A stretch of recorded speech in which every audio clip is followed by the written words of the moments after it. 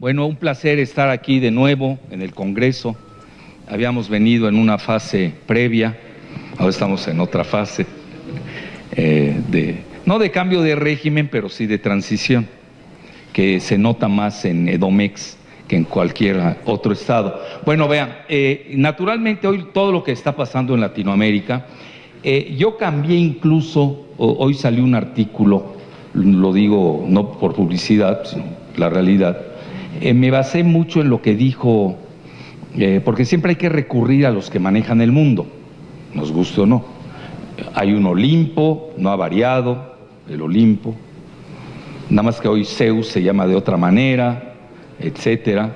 Los 12 apóstoles también han variado, etcétera. Pero siempre hay una jerarquía diríamos, de control y comando en el mundo. Y me llamó mucho la atención leyendo una conferencia de prensa que hizo el presidente ruso, Vladimir Putin, saliendo de la cumbre de los BRICS, que yo ya hacía medio moribunda, porque ya se estaba saliendo Brasil, que está precisamente en un proceso muy interesante para el análisis. No es para vivirlo, pero los que analizamos, pues sí, ahorita tenemos nuestro auge por todos los eventos que están sucediendo en todo el mundo, no hay rincón del planeta que se salve. Primero que nada, debido a la desglobalización del planeta.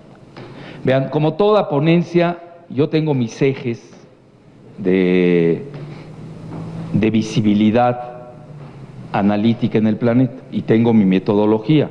No es así por ocurrencia, y se aplican y a veces le pegan a los amigos, a veces le pegan a los enemigos, eso es irrelevante. Entonces les comentaba que primero que nada lo que estoy viendo es, uno, el proceso de gran desorden global. Se acabó la era de la hegemonía de Occidente, de Estados Unidos. Vea, yo cuando lo dije, incluso tengo un libro que se llama El desorden global en la era post-Estados Unidos. Pero si yo lo digo, pues lo decimos aquí entre nosotros, pues entre familia, en el Congreso, en Edomex, pues, ¿qué impacto tiene? Digo, o sea, por lo menos tenemos el impacto de la conciencia y esperando que algún día tenga una reverberación, por lo menos regional, o por lo menos con nuestros hermanos mexicanos que tenemos en Estados Unidos, que es parte también del problema hoy de lo que estamos viviendo. Entonces, primero que nada, yo diría, estamos ante un desorden global. Dos, es el fin de la hegemonía de Occidente, y cito al presidente francés, curiosamente que fue banquero de los Rothschild, imagínense. Entonces comenta después de la cumbre del G7 en Biarritz, el presidente francés, que es el fin de la hegemonía de Occidente y que hoy Occidente se quedó sin discurso, no hay un discurso inspiracional o inspirativo, no está inspirando nada ya. Con el discurso neoliberal global que se ha desplomado, pues esto no le gusta a los millennials, que son los jóvenes de hoy y que son el futuro. Entonces, y comenta el presidente francés que son Rusia, China, India, las que hoy están jalando la inspiración en el mundo. Eso es muy importante tenerlo. Entonces, es para que veamos también, porque yo soy muy dado a hacer análisis multidimensionales. Primero que nada los hago desde el punto de vista geoestratégico, de quienes dominan el planeta, el Olimpo del que hablaba. Segundo, veo el aspecto, evidentemente, la primera parte es global, la segunda regional. No es lo mismo la región de Latinoamérica, que está en caos total, con la región de el Medio Oriente, donde la burguesía en el Líbano, que son mis paisanos y que conozco, se levantaron los millennials porque aumentaron el impuesto al WhatsApp. Imagínense, al WhatsApp. Y ahí tiene una revolución literal de un mes, pero es una revolución acéfala, no hay una cabeza. Eso también tenemos que sopesar qué está sucediendo en otras partes del mundo, etcétera. Entonces, obviamente, yo me voy a enfocar al aspecto latinoamericano, y luego, después de lo regional, no es lo mismo México, que tiene su frontera con una de las 3 grandes superpotencias del mundo, que es Estados Unidos, donde tenemos 55 millones de mexicanos. Hoy, escuchen bien, me van a decir, es que Anaya, imagínense quién, el perdedor del PAN, el 1 de julio, a quien aplastamos, a él y a los demás, para no decir más nombres, no sabía ni cuántos mexicanos hay en Estados Unidos. Y eso que la familia vive en Atlanta. Es decir, ni saben dónde viven, no conocen ni su medio ambiente. Realmente son 35 millones que acepta el censo, que cataloga el censo de los Estados Unidos, pero que en realidad hay otros 15 millones o más de ilegales, que no le van a decir a la oficina del censo, aquí estoy, apúntame, y al día siguiente los están sacando del país, pero tampoco son tontos. Entonces, pero si ustedes ya se dan cuenta, aquellos que dicen que Brasil es la primera potencia de Latinoamérica, todo el discurso que ya saben, con 200 millones de habitantes, les diría, tengan cuidado con esas clasificaciones, porque tenemos 125 millones de mexicanos en México y 55 millones de mexicanos en Estados Unidos. Y además los 55 millones de mexicanos en Estados Unidos tienen un Producto Interno Bruto superior al de los 125 millones de aquí. Cuidado, ¿eh? Entonces eso ya nos cambia la perspectiva etnográfica, demográfica de los mexicanos. Pues los mexicanos, hoy, nuestros hermanos de Estados Unidos forman parte de la familia mexicana, tan es así que los tenemos en los principales rubros de la economía. No les cito el primero, que ya lo conocen, el síndrome del Chapo, lo dejamos de lado, pero me voy al segundo, que son las remesas, que están aumentando a pasos acelerados, y que de ahí es el primer ingreso nacional. Por eso, yo siempre se lo dije a mis amigos del PT desde siempre, a todos, desde el directorio conocido de nuestros amigos, siempre les dije que hoy un partido mexicano que se respete, y hasta vine a darles ideas, que se respete, tiene que ser transfronterizo,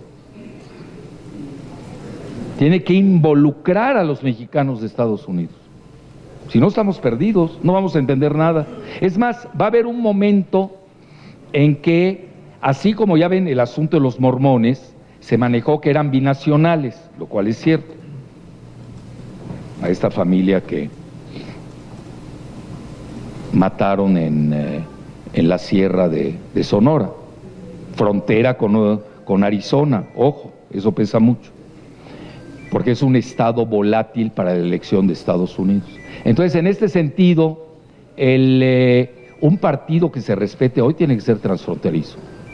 Si no, no van a entender mucho de la ecuación. ¿Por qué? Pues se puede dar una situación en que mañana, ustedes lo saben, ustedes aquí hoy tienen el mayor número de diputados en el país. Es el mayor estado con fuerza electoral. Pero si mañana también los 55 millones de mexicanos con su equivalente electoral votan, pues vamos a tener una competencia entre Domex y los emigrantes mexicanos que van a tener derecho al voto. Lo que ves que ni al PAN ni al PRI le convenían en ese momento el voto de los mexicanos en el extranjero, porque si votase, pues ya sabemos por quién van a votar, no es ningún secreto, y no vine a hacer proselitismo, yo vengo a hablar de datos duros. Bueno, dicho esto, entonces ya regreso al tercer punto del abordaje metodológico, y obviamente cada país tiene su idiosincrasia, no es lo mismo Centroamérica que Sudamérica, que México por sus fronteras. Imagínense, estamos con una frontera con uno de los países más poderosos del planeta, y tenemos una frontera con Centroamérica, que es una zona totalmente desahuciada, que tiene su geografía propia. Y luego tenemos lo que sucede en Sudamérica, que lo estamos viendo, está viviendo una época de contagio, de revueltas, incluso la misma Bolivia que no tiene salida al mar, y ahí tenemos que ver, yo que me dedico a la geopolítica, qué países son bioceánicos, qué países nada más tienen salida al Atlántico, qué países tienen salida al Pacífico, quién no tiene salida al mar, como es el caso de Bolivia, etcétera. Todo eso va a formar parte de lo que yo intento hoy de dar como un rápido vuelo de pájaro de la situación caótica en Latinoamérica, que regreso al punto de partida, saliendo el presidente ruso de la cumbre de los BRICS, le preguntan sobre Bolivia y comenta, es una situación muy caótica que se parece a la de Libia, y ahí sí brinqué, pero por el asombro, que bueno, si nos vamos a la de Libia, hubo una intervención de la OTAN, encabezada por Obama, Sarkozy, el presidente francés, y si no mal me equivoco, estaba en el gobierno David Cameron, del Partido Conservador en Gran Bretaña, un globalista fanático. Bueno, Libia es un desastre, sí, pero iban sobre sus riquezas. Ahí estamos hablando ya. Tiene uno de los mayores acuíferos de agua, frontera con Egipto, tienen mucho gas, etcétera. Ya me llamó la atención. Bueno, luego ahora con los eventos en el norte de México que ustedes conocen, que yo no los deslindaría, porque al final del día llevan a las mismas consecuencias en Estados Unidos, que vive dos procesos muy interesantes del que tenemos que estar atentos y en el que Latinoamérica tiene injerencia e incumbencia. No porque seamos injerencistas, sino porque tenemos, por lo menos los latinoamericanos, según el censo de los Estados Unidos, son 18% de la población que tiene alrededor de 330 millones de habitantes. Pero ahí viene lo interesante, de los cuales el 80% son mexicanos. A mí por eso no me gusta el término de hispanics, se me hace un terminajo que ni debemos aceptar los mexicanos. Todavía latinos la puedo dejar pasar. Realmente, si la mayoría impera y más del 80%, deben llamarse mexicanos. Fíjense a lo que voy, ¿eh? Nosotros tenemos que recuperar nuestros estandartes reales. No tenemos por qué estar negociando lo que no se puede negociar. Yo nos dice, pues que no existan los mexicanos. ¿Y yo por qué voy a negociar eso?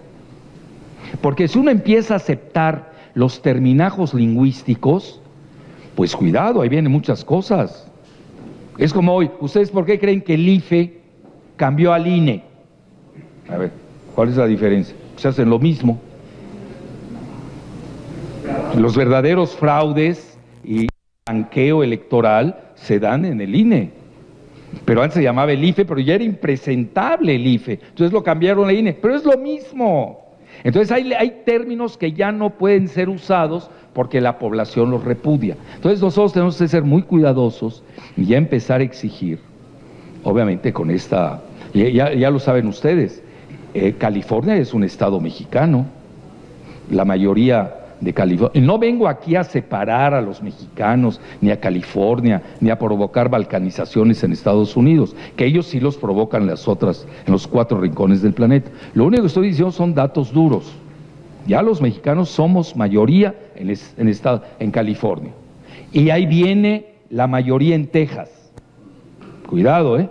Segundo estado que va a ser. Bueno, mucho de eso que les estoy diciendo forma parte de 2 eventos que vienen en Estados Unidos, que ya iniciaron uno a un año de las elecciones presidenciales en noviembre. Uno es el famoso impeachment o la defenestración que le inició la Cámara de Representantes, que yo les doy sin saber nada, bueno, saber nada es relativo, les doy la sentencia. Van a decir que Trump es culpable y lo van a defenestrar en la Cámara de Representantes. So what? No pasa nada.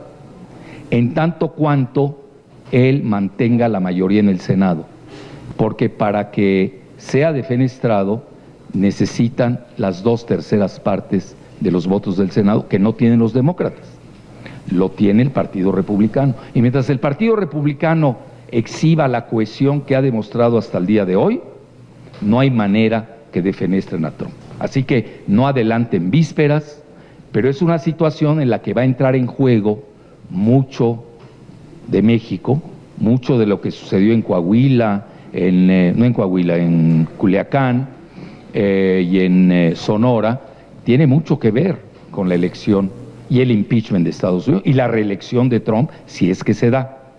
También ahí hay otro error en el análisis.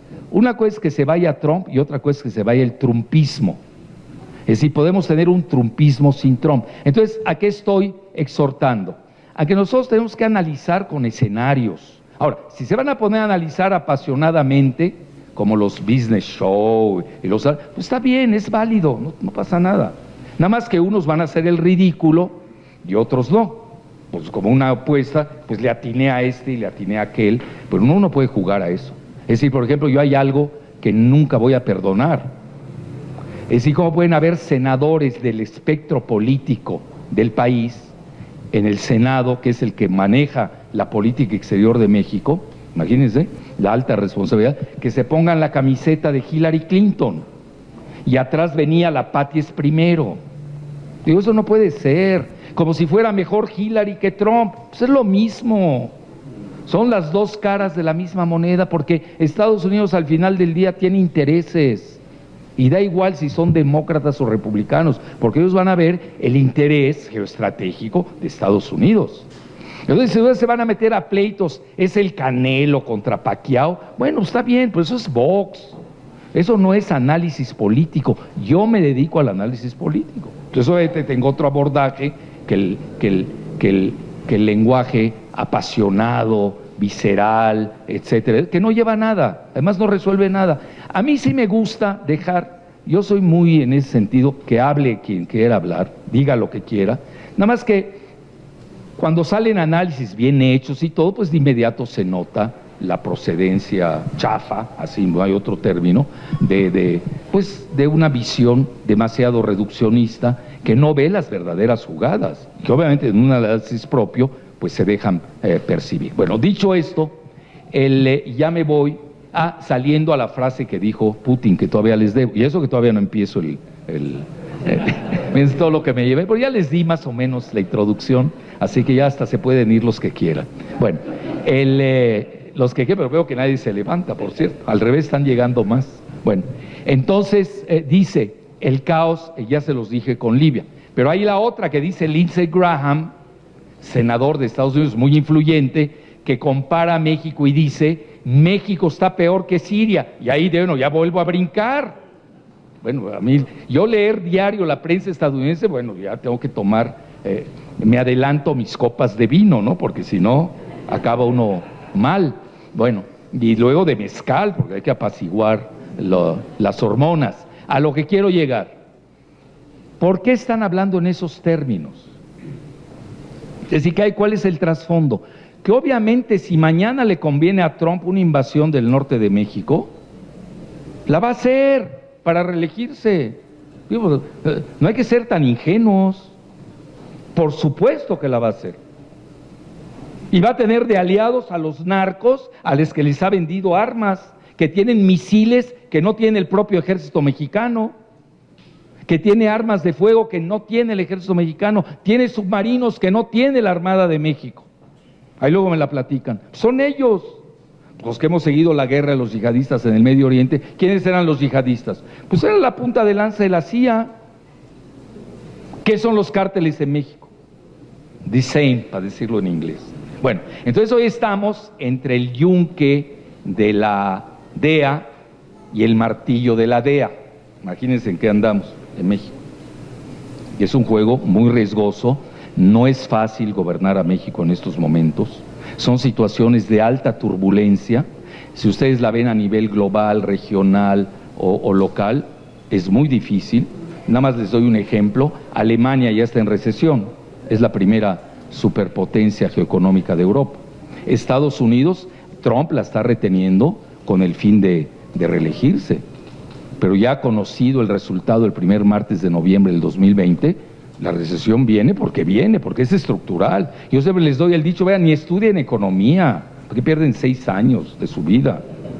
Y eso que soy conferencista del Instituto de Investigaciones Económicas de la UNAM, y me he chutado a todos los economistas, pero no los de aquí, hablo los serios, desde Adam Smith. Bueno, Entonces, y hasta Piketty, que ahora está de moda el francés, por toda la desigualdad. Pero son teorías, está bien, hay que conocerlas, hay que ser estudiosos. Pero ya venía en la Biblia los 7 años de las vacas gordas y luego los 7 años de las vacas flacas. Eso les explica por qué hay recesiones. Así de fácil. Entonces México, nos guste o no, ya estamos importando la recesión manufacturera de Estados Unidos. Es importante entenderlo. Pues nosotros estamos al nivel del high-tech, de la alta tecnología con Silicon Valley. Esa no lo importamos, somos maquiladores. Pero la otra, la manufacturera, sí nos está afectando.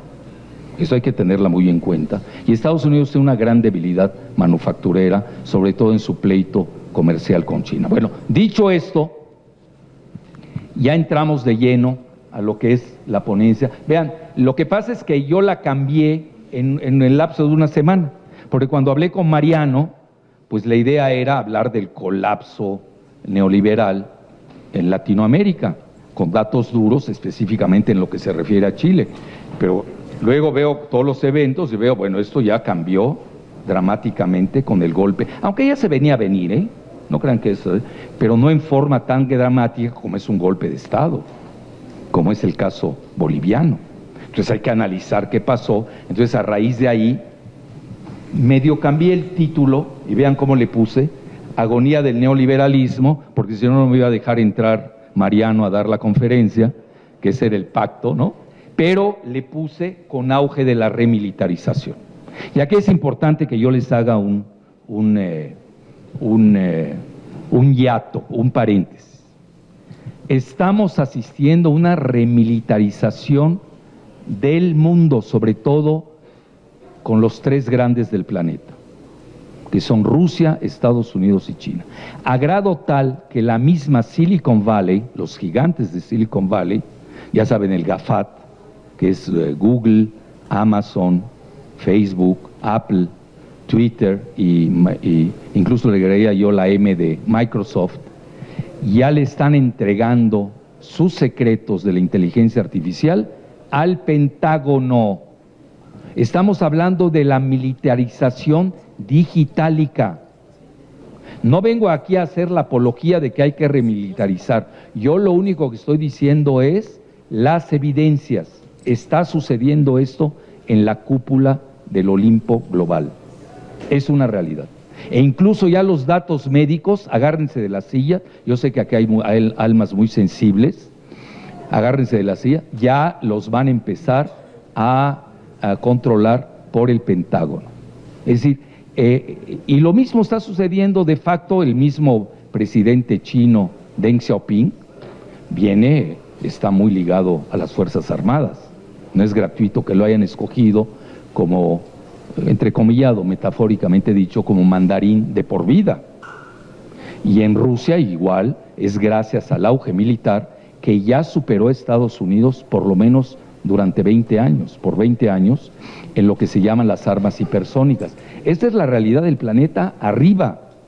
Ahora, se van ustedes abajo, que es donde nos tocó vivir, en Latinoamérica, estamos viviendo no con armamento, pero sí con el retorno de los militares al poder, con una cobertura democrática. Y hoy estamos viviendo lo siguiente, vean, hoy se maneja, por ejemplo, los que son propagandistas del golpe de Estado.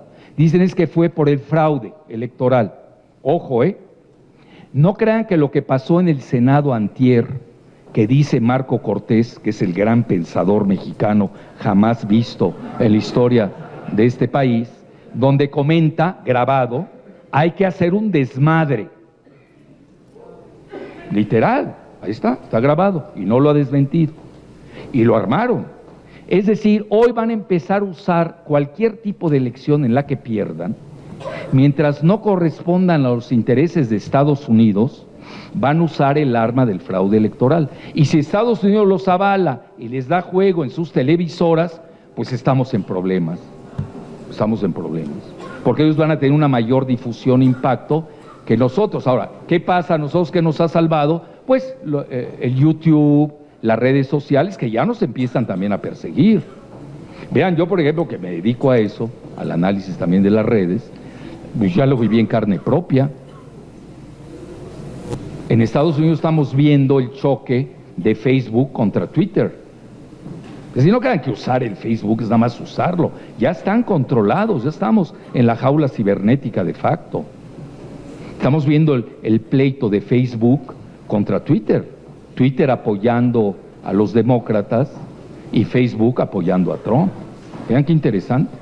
El que maneja Twitter en Latinoamérica es un fascista neofranquista, no es mentada de madre, así se dice, fascista, neofranquista, neopinochetista, neoliberal, todo eso, que se llama Pepe López de Ayala, que es el que maneja Twitter Latinoamérica, vinculado directamente a Felipe Calderón y a Enrique Krause Kleinborg, que los dos piden mi cabeza a Twitter y se la dan, con un pretexto que se les había olvidado quitármela hace 5 años. Bueno, ¿y por qué no la vas a quitar desde 5 años? Bueno, porque Jalife pega en las redes.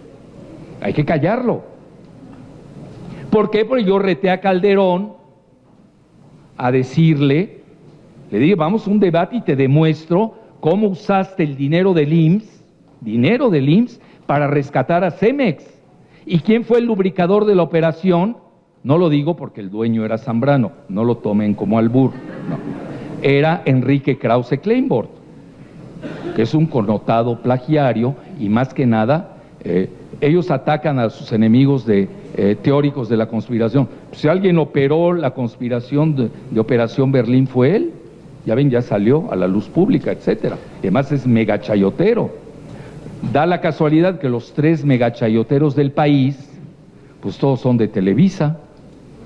Eran los que financiaba un expresidente que es de Acambay, para no decir Atlacomulco o Atracomucho, ahí no las guardamos, bueno, de Acambay, vamos, aunque está a 10 kilómetros, bueno, nos entendemos ustedes y yo, bueno, pues también hay que conocer la geografía de Domex, no es lo mismo hablar en Acambay que en Chalco. Bueno, dicho esto, el primero era López Dóriga,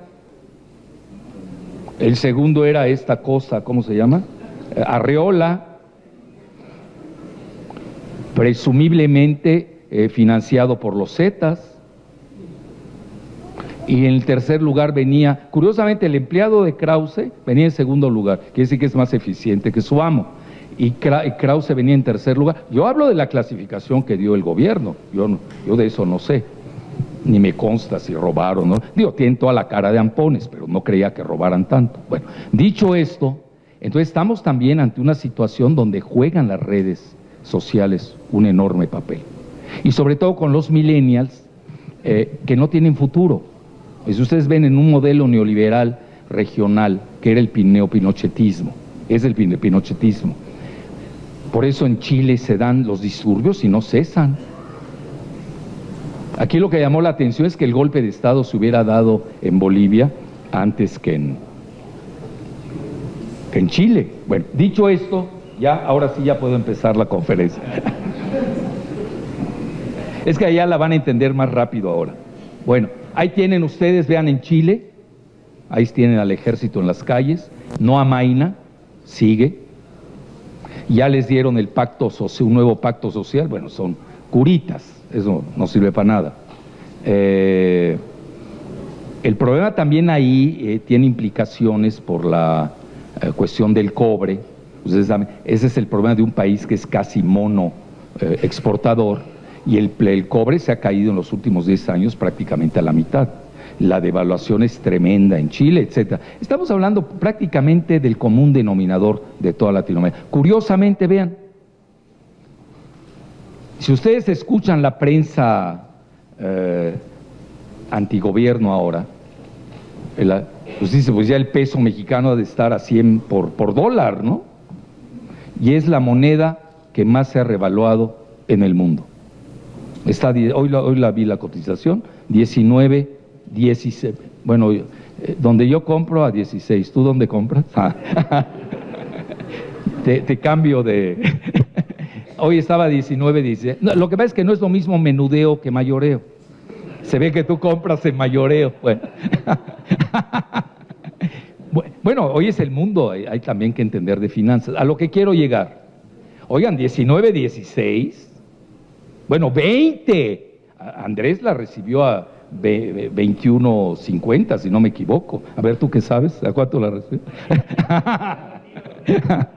Estaba, quiere decir, no va, es un parámetro muy importante que hay que medir. Es decir, no nada más se mide, hay que medir todo. Entonces ya uno se da cuenta, bueno, no es lo mismo que tengas una infección del dedo gordo, de la uña, ¿no?, del pie izquierdo, que tener cáncer terminal. Digo, también hay que saber comparar la gravedad de las situaciones. Bueno, entonces ahí tienen ustedes, ese es el problema de Chile, que no tiene solución. ¿Cómo le van a hacer? Problema de pensiones, de evaluación. Van a la ingobernabilidad que corren. ¿Y quién los va a rescatar al final? Tiene que darse un golpe de Estado, pero no lo estoy promoviendo, son análisis dinámicos. Rectificativo, pues no pueden regresar los mismos pinochetistas con la receta de hace 30 y pico de años. Vean, yo por ejemplo lo de Chile, se los digo con medida de rigor, hace 20 años pronostiqué que se debía haber caído, se tardaron. Me acuerdo, concurrí yo a una conferencia en Santiago de Chile y estaba Rüdiger Dorbus. Rüdiger Dorbus es era el principal economista del Fondo Monetario Internacional, profesor del MIT, donde está Videgaray, por cierto. Dice que fue a dar clases de geopolítica. Pues si no sabía de finanzas, menos sabe de geopolítica, que me lo pregunten a mí, que yo sí me dedico a eso. Entonces, bueno, ahí está refugiado, y no protestaron en Estados Unidos por su asilo político, por cierto. Bueno, entonces a lo que quiero llegar fue el maestro de Pedro Aspe, que fue el fracaso neoliberal en la época de Salinas, y también maestro de Videgaray, que es quien opera la reforma energética de entrega de nuestra primera joya geoestratégica, que es el petróleo, y que no es fácil retroceder, ¿eh? Es decir, se entregaron demasiado, no crean que tiene mucho margen de maniobra el gobierno. Bueno, dicho esto, y hace 5 años volví de nuevo, y rápidamente les digo por qué era inviable el modelo chileno. Vean, los neoliberales tratan de ocultar un índice, yo incluso le podría llamar esta revuelta de Latinoamérica, si no hubiera habido remilitarización y no se estaría dando los golpes de Estado, que precisamente inician en Honduras, a veces se nos olvida, en 2009, le dan un golpe de Estado al presidente legítimamente y legalmente electo, que es Manuel Zelaya, lo quitan, y ahí Hillary Clinton, no fue Trump, Hillary Clinton con Obama propinan el golpe de Estado y obviamente imponen a un régimen entrecomillado democrático para redireccionar el control del país. Entonces es una democracia militarizada, pero no crean que es algo nuevo. Lo que pasa en Bolivia es lo mismo, es el mismo modelo hondureño, nada más vamos a ver si perdura en Bolivia, porque ahora se les estaba complicando el día de ayer. Si ya no la tienen tan fácil como estaba antier. Fíjense, en un día evoluciona. ¿Por qué? Porque resulta que la autoproclamada presidenta, que por cierto su sobrino es un narcotraficante encarcelado en Brasil. Eso no lo están diciendo los del PAN. Ojo, bueno. Y no voy a sacar sus fotos eróticas, pues, se ve guapa, ¿no? Bueno, ahí las dejamos. Entonces a lo que quiero llegar, sí, nadie está hablando de sus bondades femeninas, estamos hablando de su autoproclamación espuria. Entonces, no tenía quórum. Ustedes que están en el Congreso, ¿cómo pueden elegir a alguien sin quórum? Tuvo 8 votos. Y al día siguiente, en la madrugada, yo creo que midieron bien los de la oposición, que son mayoría en el Congreso, y eligieron a un nuevo presidente de la Cámara con 80 o 70 votos. Vean qué diferencia. Y la pueden destituir, o se puede autoproclamar también el presidente de la Cámara, porque es el cuarto en la línea de sucesión. Cuando no está el vicepresidente, no está el presidente, y no está el presidente del Senado, pues le corresponde al presidente de la Cámara de Diputados. Podemos tener en estos momentos 2 presidentes. Fíjense qué interesante. Esto no lo estamos analizando en México. Bueno, me estoy adelantando. Entonces a lo que quiero llegar es de que yo hace 5 años lo volví a referir, el famoso índice Gini, se escribe GNI, que mide la disparidad entre los pudientes y los miserables. El peor índice Gini de Latinoamérica lo tiene Chile, peor que Haití. ¿Me escucharon bien? México estamos en la gloria con el índice Gini. Es decir, eso es lo que mide la realidad, no el Producto Interno Bruto per cápita, donde a cualquiera de ustedes, incluyéndome a mí, nos ponen igual que los ingresos de uno de los 10 multimillonarios mexicanos que aparece en la lista de Forbes, lo cual es absurdo. Yo creo que si hay una medición absurda que no han sabido factorizar los economistas, es esa, el Producto Interno Bruto per cápita. Porque no pueden comparar el ingreso de los desempleados. Incluyen el número de habitantes. Bueno, ¿cómo vas a incluir a los embriones, a los recién nacidos, a los adolescentes que no tienen trabajo? Es de locos eso. También tenemos que ser críticos con las profesiones. Y yo lo he hecho donde se debe hacer la crítica. Bueno, dicho esto, ahí nos seguimos. Y vean, no es publicidad, pero son los 2 libros que presento en la FIL de Guadalajara el 1 de diciembre. Y este es a mi juicio, porque vean, ahorita no me quiero meter, si quieren lo dejamos para preguntas y respuestas. La dicotomía izquierda-derecha ya está muy caduca. Yo creo que fue necesaria, pero hoy en el siglo XXI, en 2019, abordando el 2020, es insuficiente. El mundo no se explica así. Bueno, les doy un ejemplo grotesco. Los chuchos, narcochuchos o narcogalileos, no sé cómo se llaman en México, pues eran travestis. Se decían de izquierda y votaban con la derecha mexicana. Entonces, digo, ahí ya no hay nada, ya es la revoltura a lo que da. Entonces eso no explica, y todos, el PRIAN con el PRD entregaron y son partícipes de la reforma energética. Entonces eso ya no explica el mundo. Hoy realmente lo que estamos viviendo, en un análisis más sofisticado, estamos hablando del choque entre los globalistas y los nacionalistas. El nacionalismo resurgió. Alguien me va a preguntar, bueno, ¿y Andrés Manuel qué es? Yo les diría, Andrés Manuel, la parte de tabasqueño, es nacionalista, es keynesiano, es decir, él está por la infraestructura, antineoliberal, por lo menos así se define, ¿no? Ahora, que no se pueda dar no es fácil, no es fácil. Vean, aquel día Ursúa, que fue secretario de Hacienda, porque también Andrés, en esta fase de transición, pues tiene que operar con gente del viejo régimen, o que piensan en forma neoliberal, que es el caso de Ursúa, que saca un artículo infame, digo, porque yo también tengo críticas, todos podemos hacerle críticas al presidente, sobre todo los que hemos estado con él desde hace 30 años, y lo conocemos desde hace más. Pero hay cosas que no se pueden hacer, la ropa sucia se lava en casa, a ese nivel. Entonces dice, del consenso, de los 10 principios del consenso de Washington, del modelo neoliberal, López Obrador aplica 7. Bien, digo, ya va con saña. Bueno, realmente él no es neoliberal, eso queda muy claro, es antineoliberal, pero sí lo podemos definir.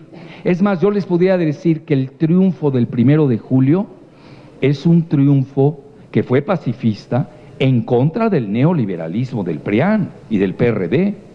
También hay que tener lecturas económicas a ese nivel. Entonces vean, yo aquí hago la dicotomía, cómo van. Realmente el gran pleito vendría entre Trump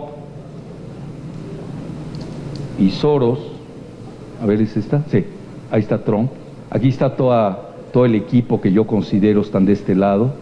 Los nacionalistas, que hay de toda índole, porque es multivariada.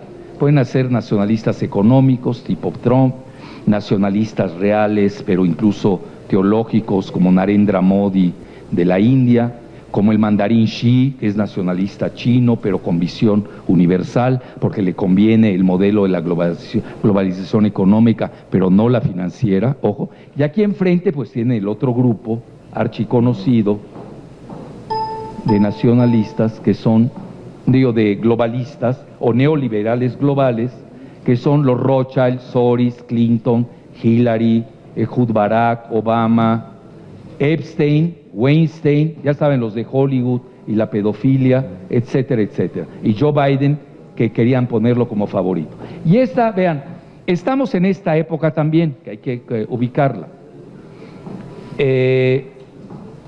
Una pregunta que yo haría: las revueltas latinoamericanas que estamos viendo de los millennials, donde los jóvenes son los que están saliendo a la calle, si hubieran dado con la misma intensidad si no hubieran tenido las redes sociales a su disposición. Vean qué pregunta.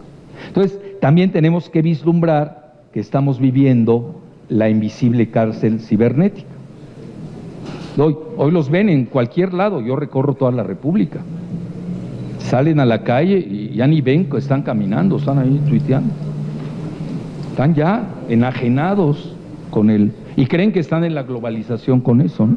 Por traer un iPhone o un celular de contrabando. Bueno, no nos vamos a meter a indagar de dónde vienen. Bueno, y ahí tienen, y de nuevo está regresando el neomonroísmo con Trump, que más o menos se había dado con los demócratas, pero tenían controlado a Latinoamérica con el modelo neoliberal. Esa es una realidad. Entonces no había necesidad de tanto neomonroísmo cuando tenías los instrumentos del Fondo Monetario Internacional, del Banco Mundial. Si no, pregúntele a los argentinos cómo les ha ido desde el año 2000. Estamos hablando de 19 años. Bueno, y hoy está regresando el neomonroísmo, que es una doctrina de 1823. Y estamos, se los recuerdo, a finales de 2019. Es decir, porque además, y es la parte que yo agregaría de mi análisis global, el mundo está, no solamente se está desglobalizando, está arrojando ya el modelo neoliberal global, sino que se está regionalizando. Cuando yo les dije, no es lo mismo analizar la revuelta juvenil de los millennials en Latinoamérica que en el Medio Oriente, o que en Hong Kong. Son totalmente diferentes, ¿eh? Entonces estamos viendo ya, sí se están regionalizando, el mundo se está regionalizando, nos guste o no. Bueno, y ahí tienen lo que yo les digan, que esto tiene implicaciones de ida y de vuelta. Ahora, ¿por qué razón? Durante el golpe, antes del golpe, capturaron las llamadas telefónicas de estos dos cubanos de origen, que son el senador Ted Cruz, del Partido Republicano, y Marco Rubio, del Partido... Este es de Texas, 38 votos electorales, ojo, y Florida 29. Obviamente Trump va a tratar de quedar bien con ellos. Primero, para que no vayan a desertar durante el impeachment. Y segundo, porque hay que ganar estos votos. Sin esos votos no gana Trump. Es más, si ustedes me preguntan hoy qué es lo que más peligra con Trump, son los votos de Florida. Ahí se está jugando la reelección de Trump. No hay que equivocarse. Entonces, a lo que quiero llegar, bueno, eso tiene implicaciones geopolíticas bárbaras, pero bárbaras. ¿Por qué razón? Porque lo saben los cubanos de Miami, que son de extrema derecha en la vieja taxonomía de izquierda-derecha. ¿Y a qué van a...? Si ven, pues vamos a invadir Venezuela. No lo estoy diciendo como idea creativa, ya lo dijo Lindsey Graham, que es el senador muy influyente del Partido Republicano, que dijo, tenemos que dar un manotazo en Latinoamérica para que entiendan quién es la superpotencia, para que nos respeten, como hicimos con Granada. ¿Se acuerdan una invasión que hizo Reagan? En el tablero de ajedrez lo entienden muy bien los que juegan a las grandes ligas. Oye, los que ni saben ajedrez ni están en las grandes ligas, pues no lo van a entender, es una realidad. Pero los que juegan a ese jueguito de poder global, cuando vino la jugada en Granada, la invasión, lo entendió perfectamente la URSS en ese momento, con Reagan, que hay que ver la dimensión. Dicen, bueno, pinche islita, ¿no? Uno dice, Granada. No, oye, ya dominaste el Caribe, y si tienes dominado el Caribe, estás estás controlando desde el norte de Venezuela, pasando por Colombia, toda la costa de Centroamérica, e incluyendo nuestra costa mexicana de Quintana Roo y parte de Yucatán. Si no, es un juego, y hasta Cuba, son jaques en el juego de ajedrez. Bueno, entonces, dicho esto, capturan la llamada de estos dos a la Embajada de Estados Unidos para incitar precisamente al golpe de Estado, que ya se venía dando, vean, y ahorita me están dando, se los digo con humildad y rigor, me están dando el crédito en España sobre todo, y en otras partes del mundo, de que yo fui el primero que pronosticó el golpe de Estado en Bolivia, por el litio. Bueno, yo como me dedico más a la geopolítica, a mí si quitan a X, a Y o a Z, no me dice mucho. Lo único que me dice, bueno, ¿con quién están? ¿Qué? En el caso de Bolivia, ¿quién se va a quedar con el litio? ¿Qué es eso del litio? Imagínense que yo me ponga a discutir con alguien del golpe de Estado en Bolivia y no sabe qué es el litio. A ver, ¿cómo discutimos? Aquel día salí con el conserje de mi casa, que es una buena persona, una gente humilde que debería estar, digo, por diría yo, afinidad de clase, debería estar con Evo. Agarra y me dice, me preguntó, pues sabe que yo estoy en los medios, y me dice, ¿y nosotros por qué aceptamos a Evo? Si apenas tenemos para comer en México. Todo el discurso de la derecha mexicana. Mi conserje. Pues, y luego le dije, no, pues yo estoy a favor del asilo a Evo en México, porque México ha sido un país muy generoso, humanitario, en recibir asilados de todo el mundo. Nos recibieron a los libaneses,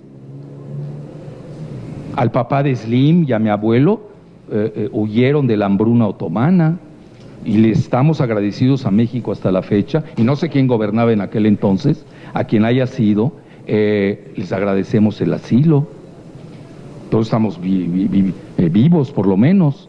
Recibimos a los refugiados españoles, a los chilenos. Es una tradición mexicana. Es como si nos quitan el mole. A ver, ¿cómo le quitas el mole a los oaxaqueños? Pues no serían oaxaqueños. Mexicano en la presidencia de cualquier partido que no dé asilo, pues no es mexicano, porque no va con nosotros. Es nuestra manera de ser, generosa, humana, de cariño al prójimo, que eso lo han perdido los anglosajones y muchos de estos panazis que se les ha olvidado que también les estamos dando asilo en México. Bueno, eso dicho entre paréntesis. Entonces, todo esto va a jugar, ya está jugando de hecho en la elección. Y regreso a lo del litio. Bueno, pues resulta que el litio, la mayor reserva de litio del mundo la tiene Bolivia. Bueno, no me voy a poner a discutir con mi conserje, pues luego ni me abre la puerta. No, pues, ya sabes cómo somos acá, ¿no? Bueno, entonces no voy a poder discutir esos temas. Pero ¿a qué quiero llegar? Incluso lo discutimos en mi clase de geopolítica que yo doy en la UNAM. No es que sea mala persona, es una excelente persona. Entonces me pregunta mi conserje, ¿cuánto lo calificas? 1000 sobre 10. Ni siquiera le doy 10. Es una excelente persona, pero no sabe nada de política. Entonces, ¿y por qué opina así? Porque está intoxicado por Televisa, Radio Fórmula. Lo tienen intoxicado y escuchan toda esta fauna de lorocutores, Loretito, Loretote, todo, etcétera, que han vivido del sistema. Los hemos mantenido con nuestros impuestos, a esa bola de parásitos y vividores. Y pobre pues es lo único que oye, o ve Televisa, pues tiene televisión en blanco y negro, me imagino todavía, o oye la radio.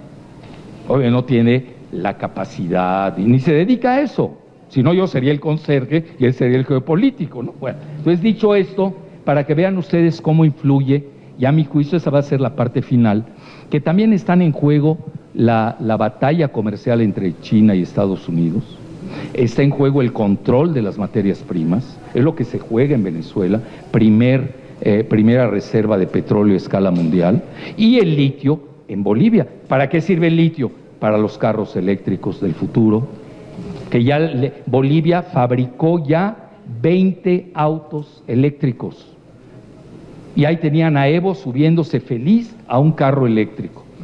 No se dio cuenta que lo iban a sacar con un avión de la Fuerza Aérea Mexicana.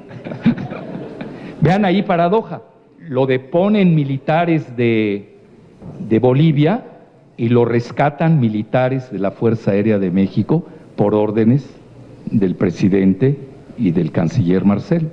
Interesante paradoja, etcétera. Bueno, ahí tienen ustedes, y ahí nos seguimos más rápido. Bueno, estamos en esta fase en Latinoamérica de desglobalización, pero también con fuertes devaluaciones. Me pasaría todo el día hablando de cada país. En realidad, yo no quise meter el Caribe porque iba a complicar mucho el esquema. Me dediqué nada más a los principales 20 países de Latinoamérica, donde yo desde siempre he tenido una clasificación. Y ahí me baso no nada más en el territorio, tamaño de territorio, número de habitantes, sino también el potencial geoeconómico. Por ejemplo, no puedo comparar yo a Bolivia o a Uruguay, que aquí enloquecen con Uruguay y todo. Uruguay es la colonia del Valle, por favor. Aquí pierden la cabeza. No es que no sea simpático Mújica y todo, incluso apoyó a Evo y habla de que fue el gol. No, pero vean, en economía ahí sí se los tengo que reconocer, tiene un término muy bueno que se llama ceteris paribus. Las comparaciones se hacen entre iguales, no entre desiguales. Entonces, el simple hecho que nada más existan 3 países de Latinoamérica en el G20, eso ya les marca la pauta de cierto tipo de jerarquías. ¿Y quiénes son? Brasil, que es la primera economía, México, pero sin nuestros migrantes.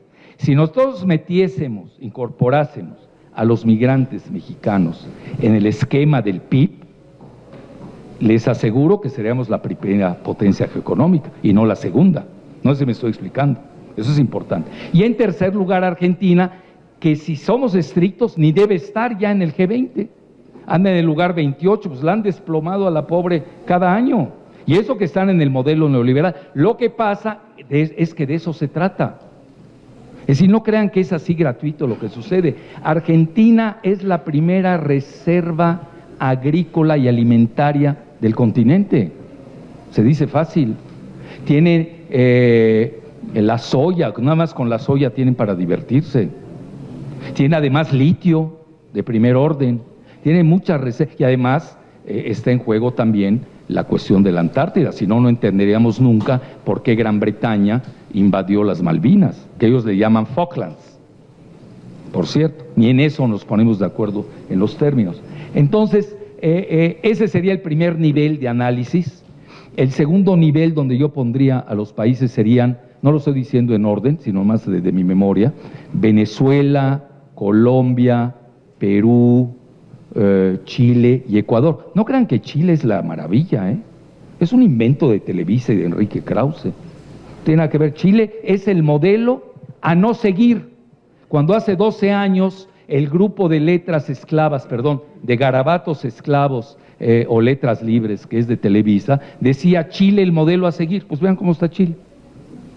Vean a su juventud en plena revuelta. Bueno, entonces, a lo que quiero llegar es de que ese sería el segundo nivel, más o menos, ahí se van, y el tercer nivel están todos los demás, donde estaba Bolivia, que estaba al nivel de Haití en pobreza, y hoy, nos guste o no, Bolivia era el primer país de crecimiento económico en todo el continente, ya ni siquiera en Latinoamérica, creciendo más del 5%, crecimiento que no tiene ni Estados Unidos ni Canadá. Ahora alguien me va a decir, no, es que Panamá estaba creciendo más.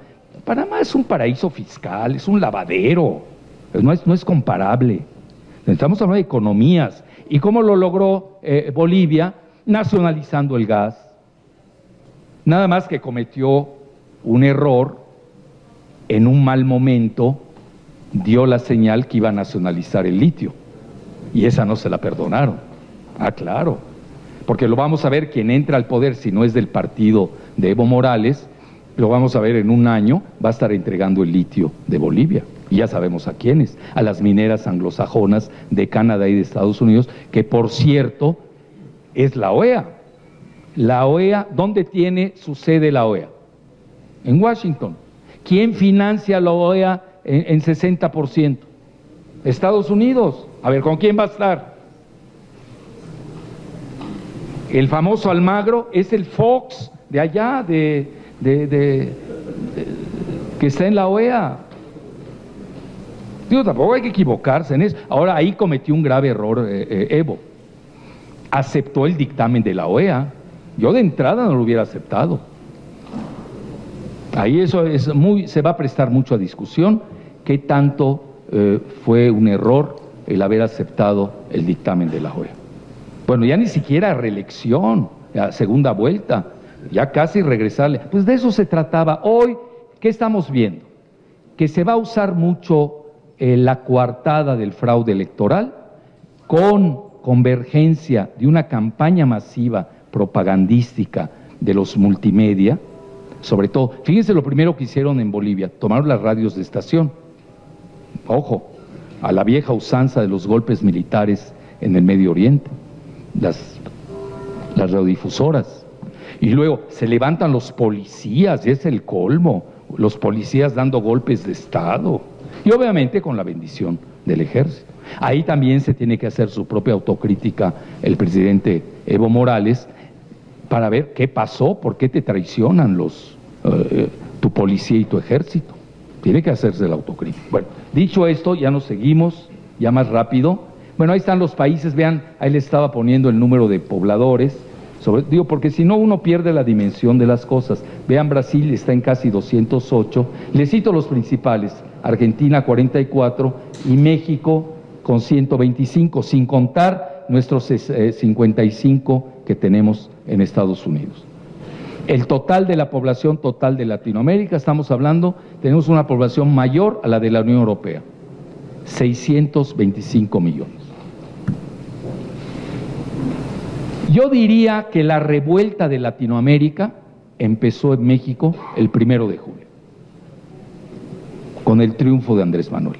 Y de la alianza, de la Santa Alianza, por cierto, que ustedes saben, en un momento dado, el PT tenía más diputados que el PAN. Luego ya ahí les dijeron, no, pues danos algunos, ahí se repartieron luego. Pero en realidad, al momento de la elección, obtuvieron más votos que el PAN. Fenómeno muy interesante, por cierto. Bueno, y ahí tienen, se da el evento, los pinos se toman en forma incruenta. Eso no lo estamos viendo. Cuando la Bastilla, ustedes lo saben, pues se tomó de manera sanguinaria. Entonces, a mi juicio, aquí empezó la revuelta. Luego, ahí tienen ustedes el militarismo democrático con el neoliberalismo que está practicando Brasil. 22 miembros del gabinete de Bolsonaro son militares, 130 militares en cargos de gobierno. Bueno, el mismo Bolsonaro es un excapitán. Es decir, ya están llegando... Yo creo que tienen derecho las Fuerzas Armadas, pero eso también hay que discutirlo. Alguien me va a decir, bueno, es que ya fue candidato Colin Powell en Estados Unidos, y ya Eisenhower fue presidente, sí, pero era héroe de la Segunda Guerra Mundial. Todo eso hay que verlo, todo eso hay que analizarlo. Yo creo que todas estas lecciones que están pasando en Latinoamérica tenemos que meditarlas muy seriamente en México, donde los enemigos del presidente López Obrador están buscando una confrontación con el ejército, que les conviene, pero a nosotros no nos conviene. Nosotros tenemos que ser muy cuidadosos con las Fuerzas Armadas, así exageradamente cuidadosos. Pero que además no debemos olvidar que las Fuerzas Armadas, si Andrés habla de las famosas transformaciones, la primera, que saben cuál es, la segunda, sobre todo la tercera, pues es la Revolución Mexicana, y de ahí nace todo el ejército mexicano. No hay que olvidar la historia tampoco. Ahora, yo a la 4T, que me gusta la letra T, por varias consideraciones, que también hay que saber definir, yo siempre digo, en forma de broma obviamente, que se escribe con varias letras T. T de Tabasco, T de transición, todavía estamos en una transición, no hay que perder el hilo conductor de las cosas. Que si no ha habido cambio de régimen. Y luego nos falta una T, la T de tecnología, que tampoco es muy fácil porque tenemos, yo diría, el veto subrepticio de Estados Unidos, sobre todo en materia de Internet. Y básicamente, no, este documento infame del nuevo Tratado de Libre Comercio que le conocen como TMEC, bueno, este Guajardo se ve que odia a México, el que negoció, entregó todo. Aquel día di una conferencia en Mérida con jóvenes millennials muy capacitados en informática y en todo lo que es ordenadores, etcétera, y les pregunté, a ver, ¿quién de ustedes, y son jóvenes que conocen su materia, pero no están empapados en lo demás, y a veces les falta esa formación geopolítica. A ver, ¿quiénes de ustedes han leído el Tratado de Libre Comercio, el nuevo, que tiene 1000 páginas? Nadie. ¿Les hago la pregunta aquí? ¿Sí? ¿Quieren? A ver, ¿quiénes de ustedes han leído el nuevo Tratado de Libre Comercio de 1000 páginas que redactó Guajardo con Videgaray y no leyó Peña Nieto? ¿Ustedes creen que Peña leyó ese trabucón de 1000 páginas? A ver, levante la mano quien lo conozca. Bueno, entonces, ¿cómo podemos protestar de algo tan vital para los... Aquí atrás no quise ver, ¿eh? A ver, aquí atrás no quise ver. No, pues si no ya no me invitan a comer, oiga, no, yo también soy estratega, como en el ajedrez me adelanto a 2 jugadas. Bueno, entonces, ¿cómo vamos a discutir de algo que no hemos leído? Y que me venden diario los medios del viejo régimen, que les convino este nuevo tratado ignominioso, que es una maravilla, y que si no se cae México. A ver, ¿cómo discuto yo eso? Bueno, pues se topan con un loco, como ya saben quién, que sí lo leyó y les lee la carta, bueno, y hasta les dice hasta lo que se van a morir, que regalaron al país. Entonces, moraleja, pues hay que enterarse también de ciertos documentos básicos, y para eso está la transmisión, la correa de transmisión entre los legisladores y los ciudadanos. Pues los ciudadanos van a perdonar, no tenemos el tiempo, ni muchas veces ni los recursos, y a veces ni se entienden esos términos, para leer un tratado de 1000 páginas, pero bueno, están los legisladores. Ahora, no todos los que se consagran a la comisión, no sé si exista, de tecnología, que tienen que alertar a la nación de los ciudadanos qué es lo que está en juego.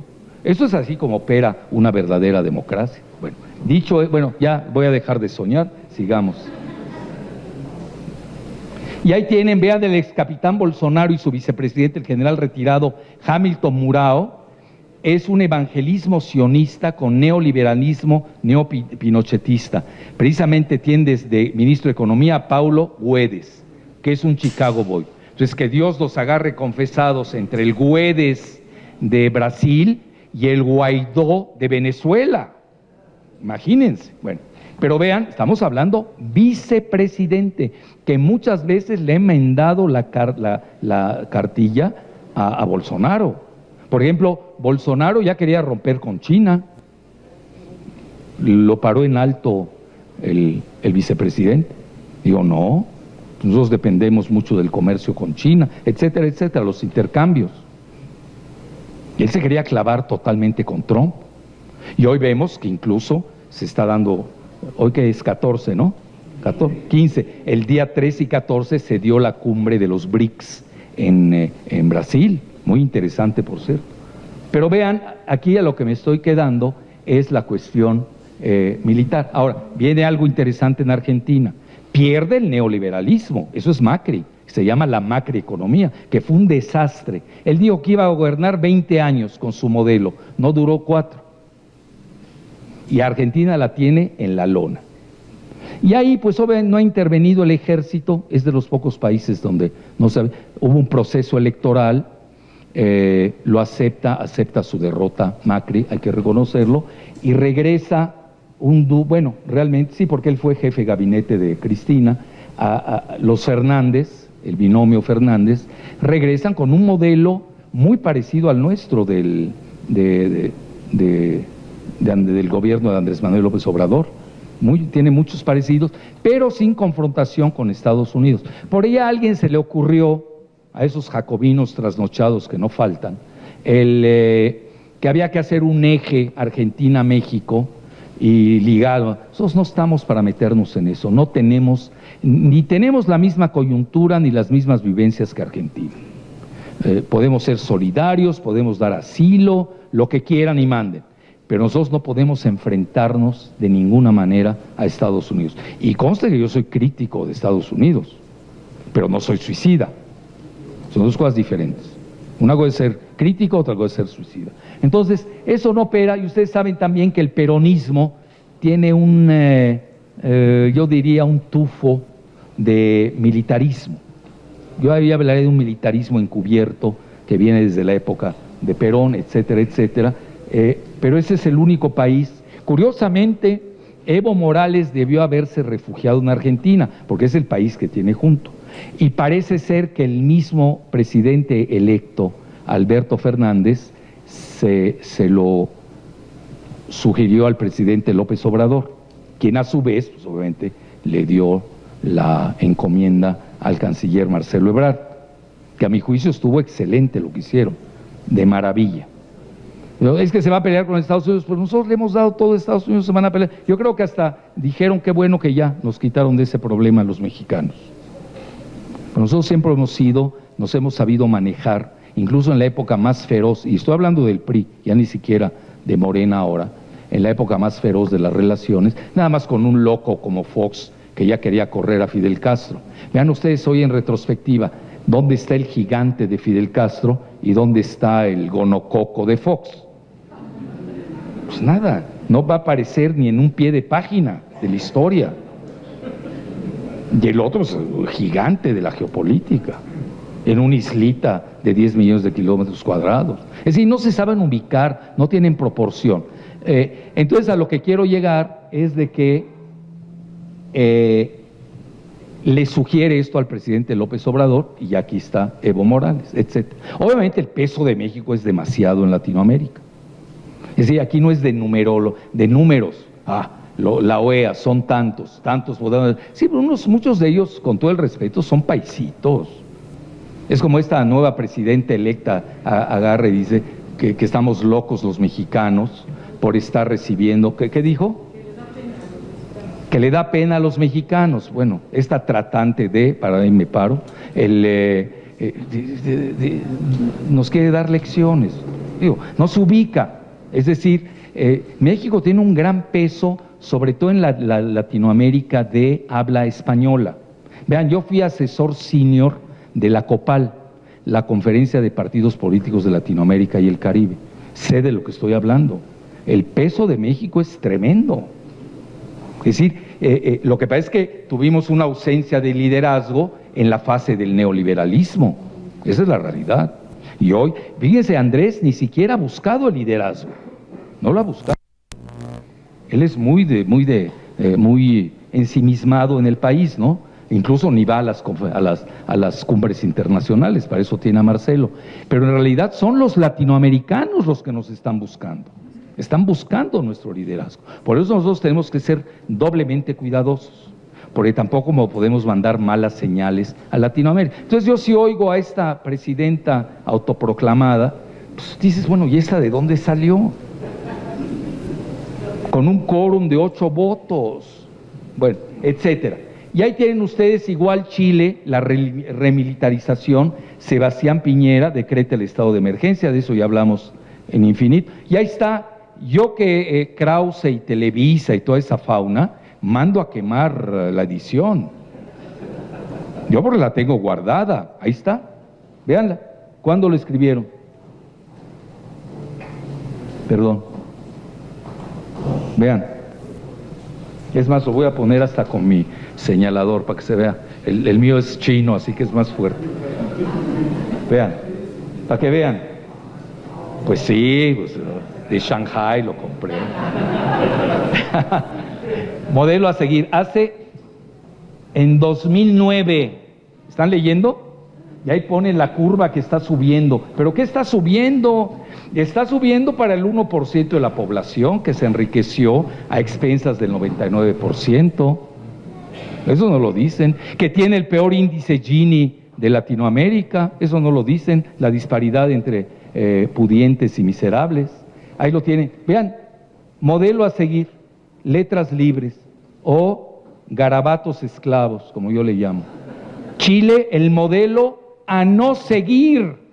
Hoy por lo menos ya tenemos un axioma para irnos de aquí. Ese es el modelo a no seguir. Bueno, regreso a mí. ¿Este me lo devuelven? ¿Sí? Sí, porque no voy a regresar a Shanghai por él. Y ahí seguimos aquí. Ahí está, Martín Vizcarra en Perú. Disuelve al Congreso y ¿con quién gobierna? Con los militares. Sigue la militarización. Y no sabemos en qué va a acabar esto, ¿no? Eso apenas empieza. Obviamente va a haber un efecto dominó. Ecuador, toque de queda operado por el ejército por órdenes de Lenín Moreno. Que ahí Correa, que viene a darnos lecciones de destapes en México, cometió muchos errores. Para empezar, puso a Lenín Moreno, él lo escogió. Él lo escogió. Y si así van a ser nuestros destapes en México, pues que Dios nos agarre confesados. Y luego se peleó con la mayoría de sus ministros. Yo conozco a varios, yo he ido muchas veces a Ecuador, invitado al más alto nivel. Traicionó a todos sus aliados. Es un buen comunicador. A mí nunca me trajeron mi Coca-Cola, ¿eh? Y yo no debo tomar Coca-Cola además porque es de Fox. Bueno, pero ni modo. En el desierto toma uno cualquier cosa. Entonces, ¿en qué me quedé? En la Coca-Cola. No, y Rafael Correa, vean, es un muy buen comunicador. Yo creo que es mejor comunicador que presidente.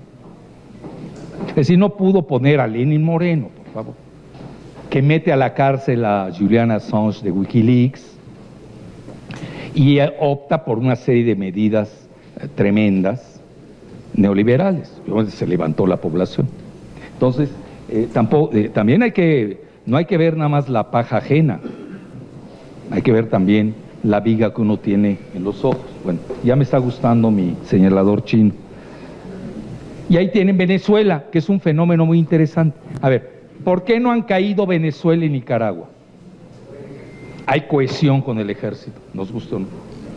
Y Maduro cogobierna. No quiero ser muy duro, pero él gobierna con el ministro de la Defensa, con Vladimir. Y Diosdado Cabello, que es el de abajo, que además maneja el servicio de contraespionaje. Aquí alguien dirá, ¿no le habrá fallado eso a Evo Morales, el contraespionaje? Pregunta abierta.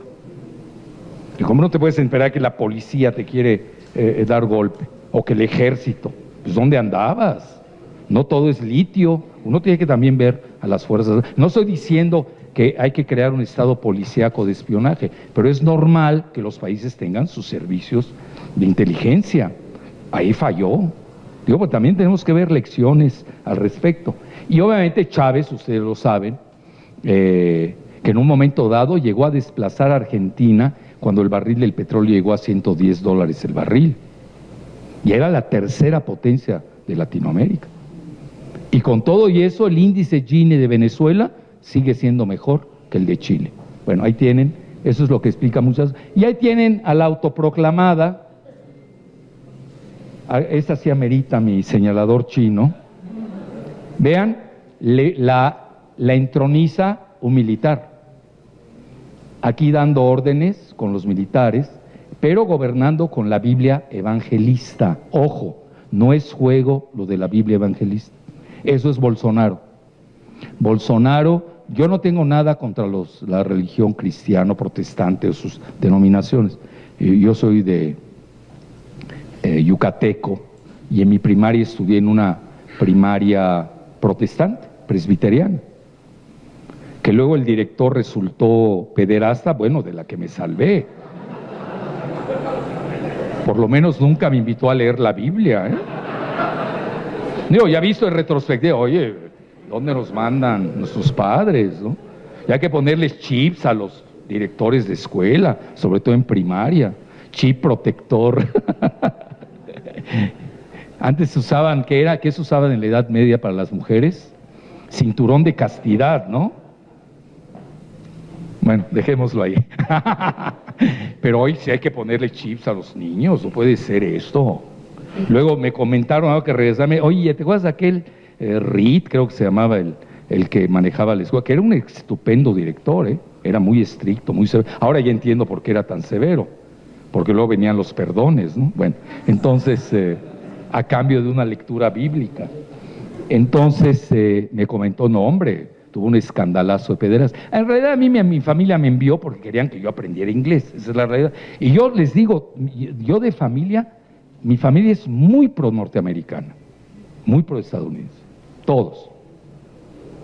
Y yo también lo era hasta que vi la invasión a Irak y dije, no, esto no puede ser. Ya, esto ya es barbarie,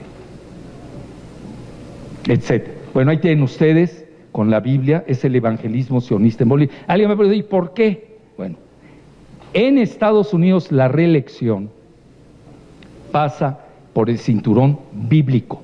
En inglés se llama the Bible Belt.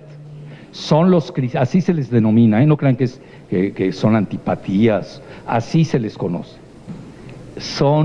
Representan al cinturón bíblico en el sur de Estados Unidos, en los estados de Arkansas le llaman en inglés, de Oklahoma, etcétera. Y eso es lo que le da la fortaleza a Trump, que está manejando la ideología del evangelismo sionista. ¿Por qué? Porque son los principales aliados de Netanyahu, el ex primer ministro de Israel. Entonces ustedes lo saben, Jared Kushner, Netanyahu, Jared Kushner es el yerno de Trump, etcétera. Ahorita no me voy a meter esos temas, nada más se los digo así, que no es gratuito que haya llegado a la presidencia haciendo la apología de la Biblia evangelista, pero ahí va otra. Yo he hecho estudios al respecto y hay que ver mucho la cuestión demográfica. En Bolivia, 20% de la población son evangelistas. Curiosamente son los que votaron en contra de Evo. No estoy amarrando navajas, ni quiero decir que los evangelistas sean buenos o sean malos. Yo no hago análisis maniqueos ni lineales. No me gusta, no es mi estilo. Yo parto de que el mundo es hipercomplejo y no lineal. ¿Escucharon bien? No lineal e hipercomplejo. Yo lo veo más de niveles, con jerarquías. Por eso el golpe de Estado en Bolivia pues rebasa la dimensión de un modelo neoliberal colapsado en Chile. Es decir, también uno tiene que saber ubicar los niveles y las dimensiones, pero además uno tiene que tener abordajes multidimensionales y no reduccionistas. Yo, por ejemplo, que leo también la prensa mexicana, pues la tengo que hacer para saber cómo vienen las tendencias, veo un exagerado sociologismo. Es decir, está bien, es válido a un cierto nivel la explicación sociologista de lo que está sucediendo en Bolivia, pero no me explica el todo. No estoy entendiendo ni la cuestión militar, no estoy entendiendo lo del litio, no estoy entendiendo que la hija de Trump, Ivanka, llegó unos días antes a la provincia de Jujuy en Argentina, frontera con Bolivia, en donde está el famoso triángulo del litio. Entonces es otra lectura, no se me estoy explicando. Donde incluso Estados Unidos quiere financiar las rutas del litio con $400 millones y donde China ya había empezado a asociarse con Bolivia, ojo, China dije, con Bolivia en $1,000 millones para promover los carros eléctricos. Entonces ya nos metimos a una dimensión todavía mayor, la guerra tecnológica entre China y Estados Unidos, que arrasa a Evo. Si Evo estuviera con Estados Unidos, no hay golpe de Estado. No sé si me expliqué. Eso es lo que hay que entender. Y no que es bueno, que es malo, y resulta que el que habla es el bueno, es tipo Krause, ¿no? Él siempre es el bueno y los demás son malos. Bueno, es de kinder eso, es un primitivismo analítico de chafísimo. Bueno, es para Televisa, está bien. Ese es el nivel, pues está quebrada Televisa. Hoy los youtuberos son los que quebraron a Televisa. Los youtubers millennials son los que tumbaron a Televisa, que está quebrada, aunque no lo quieran creer. Bueno, entonces ahí tienen ustedes, era importante esta parte. No, a mí ya me gustó mi señalador, ya casi estoy por acabar, ¿eh? Y eso es lo que yo les decía, que por cierto Manuel es un asiduo invitado a los congresos anuales del PT, en la Ciudad de México, y ahí lo derrocaron con un golpe de Estado para precisamente redireccionar lo que le gusta a Estados Unidos, poner al candidato con la máscara fraude, ya saben, fraude electoral, derechos humanos, libertad, ahí le ponen toda esa mezcla. Lo que hay que ver al final a quién le corresponde, a quién le interesa. ¿Por qué Estados Unidos acepta las dictaduras del Medio Oriente? Porque le favorecen. Esas no las critica. Le favorecen porque pues ahí está el petróleo, el gas, etc. Seguimos. Ya están los recursos naturales de Libia. Fíjense que antes del golpe, Evo Morales había anunciado planes para nacionalizar el litio. Y se espera que la demanda de litio se triplique en 15 años. Y las mayores reservas del mundo, vean dónde están: Bolivia, luego Argentina, Chile, China tiene, Estados Unidos también tiene, etcétera. Pero básicamente son estos tres los principales que conforman el triángulo del litio. Y ya estamos ahora sí por acabar.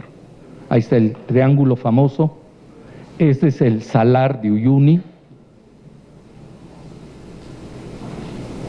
Aquí está la parte de Argentina y la parte de Chile. Concentran el 75% del litio en todo el mundo. Si ustedes me preguntan, tenemos varias hipótesis, varios abordajes, ya vimos que es multifactorial. ¿Cuál fue el preponderante? Este. Incluso yo le llamaría el litio golpe en Bolivia, el litio golpe.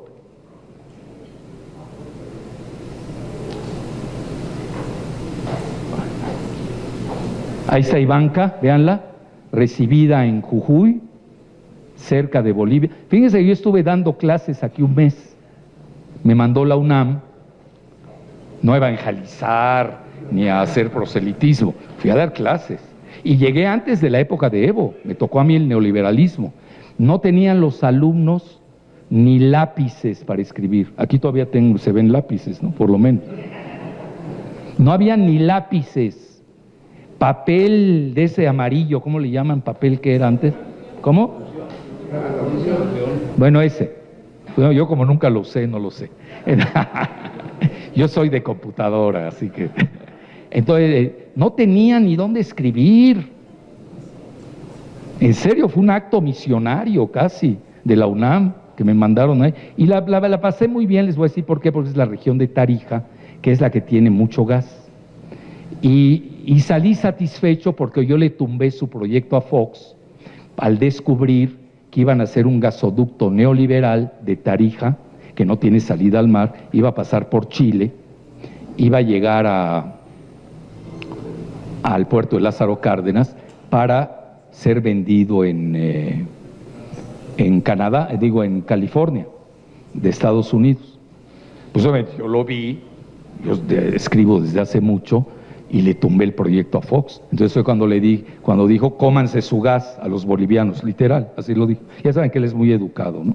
Entonces, bueno, esto es importante porque Ivanka Trump, que es asesora de su papá, con el subsecretario de Estado, la viceministra de Defensa, Lisa Herr, y el jefe de USAID, visitaron hace 2 meses la provincia de Jujuy para apoyar la ruta del litio. Anunció la inversión de 400 millones. Y Evo Morales comentó, hay un mercado garantizado en China para la producción de baterías. Se suicidó. Este es el suicidio de Evo. No sé si me expliqué. Bueno, entonces ya casi para concluir. Y ahí véanlo, y aquí empezó el suicidio. Resulta que en Cochabamba, si no me equivoco, de ahí es también Evo, crearon una empresa mixta con una estatal y una parte que se llama Quantum Motors, y crearon el primer auto eléctrico boliviano al 100%, a base de litio. No, pues ahorita ya lo bajaron del carro, literalmente lo bajaron. No le digo, no, eso no es para ti, chamaco, menos un indígena. Ahí está el crimen capital de Evo. ¿Ya lo vieron? Vean, cuando uno tiene lecturas geopolíticas, hay otro abordaje, totalmente diferente. Bueno, ahí ya les dije las revueltas del India. A mí me gusta eso, estoy preparando un artículo. Las revueltas se dan por esto, por la disparidad. La única manera de medirlo hoy, obviamente uno lo ve, no necesita hacer estudios. No, es que no eres metodológico, no tienes datos rigurosos. Bueno, ahí te van. Y no quieren leer a Piketty. Bueno, pues ¿qué quieren que yo haga? Ahí te va el índice Gini, vean. Brasil, pues estamos en un lugar intermedio, igual con México, 48, 49, Argentina, 41. Mientras más bajo, quiere decir que más empeora. A ver, me salté a Chile. Vean Chile, no, mientras más sube, empeora. Vean Chile en cuánto está. Y Colombia no canta mal las rancheras, ahí se van, con los índices Gini. Luego tienen Perú, Venezuela está mejor que ellos, en la disparidad entre pudientes y miserables, etcétera. Bueno, y ahí tiene el resto de Latinoamérica. No me voy ahorita a detener aquí. Y ahí les va lo que yo hablo en un análisis demasiado economicista. Vean, todo eso es bueno. Vean, si ustedes se dan cuenta aquí, mi abordaje fue multidimensional. No fue unifactorial, ni unidimensional. Son varias dimensiones que hay que ver. También hay que tener esto, obviamente. Sobre todo en un mundo capitalista, etcétera, pues uno requiere de tener acceso a los mercados. Entonces, vean, el primer nivel mundial, que incluso estamos en el, digo que pertenecen al G20, pues ahí tienen a México, este es su Producto Interno Bruto, tienen a Brasil y tienen a Argentina. Brasil andaba en el 9º, no está mal, México anda en el 15º. Bueno, ahí les va algo, en la época del desarrollo estabilizador, al que hace mucha mención Andrés Manuel, éramos la 7ª potencia industrial. Nosotros no hemos caído del 7 al 15, esa cosa no se nos debe olvidar. Y eso que no estamos compitiendo en la parte tecnológica, ahí somos vulgares maquiladores, no tenemos startups e innovación. Y Argentina, pues tiene la mitad de México, ocupa el lugar 24 y lo tiene en el 20. Vean, por ejemplo, Irán está en el lugar 18. A ver, ¿por qué no pertenece al G20? Porque pues, ahí tiene el boicot de Estados Unidos, es la realidad. Y ya los otros, este es el PIB nominal famoso, y los segundo nivel, pues vean dónde están, ¿no? Ahora, Chile, lo que pasa, su producto per cápita es un tanto cuanto mejor, porque tiene un número pequeño de habitantes, anda en 17 millones de habitantes. Entonces, ¿cómo vas a comparar a Chile con México? No es comparable. El mismo Dorbus, yo me acuerdo cuando concurrimos en Santiago de Chile, decía que Chile es un restaurante de quinta.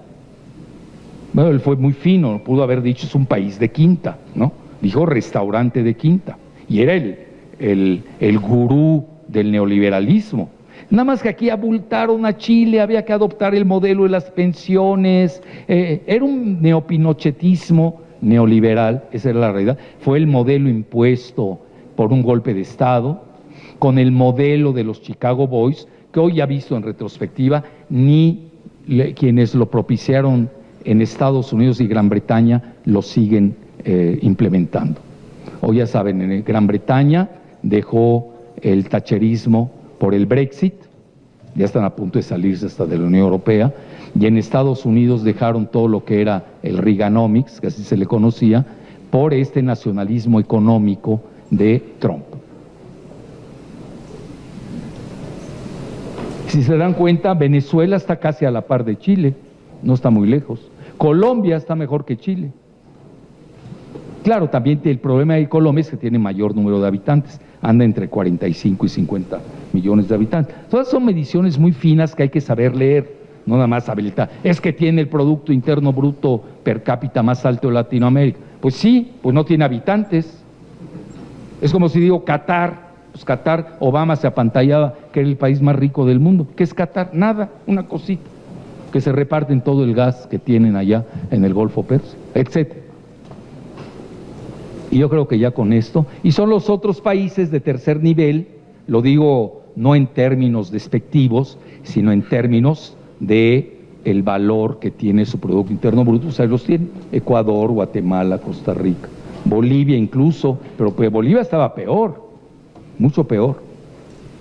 Cuba, Panamá, Uruguay, Paraguay. Ahora, hay otros tipos de índices que se miden, que es el de la UNCTAD, que es con el desarrollo. Y ahí, por ejemplo, ustedes pueden encontrar a Cuba a la par de Chile. ¿Por qué? Porque mide la vivienda, la salud, tiene otra dimensión más, esa la mide mucho la ONU, una dimensión más incluyente. Bueno, dicho esto, pues yo ya concluí. Otro factor que hay que tomar en cuenta Y con eso yo creo que sí concluimos la charla para dar pie a preguntas y respuestas. Pero no sé por qué está retrocediendo esto. Bueno, vean, otra cosa que yo mido mucho es la población. En realidad Latinoamérica tiene una población juvenil. La edad promedio, por ejemplo, Bolivia, si no me equivoco, anda en 24 años de edad, la edad promedio. Nosotros andamos en 30, si no me equivoco. Uruguay anda un poco más, en 34, etc. Todo eso hay que saberlo medir. Por eso también tenemos la dimensión de la revuelta juvenil. Entonces, dicho esto, pues yo ya doy por concluida mi exposición y les agradezco mucho. Gracias al doctor Jalife. Bueno, muchas gracias.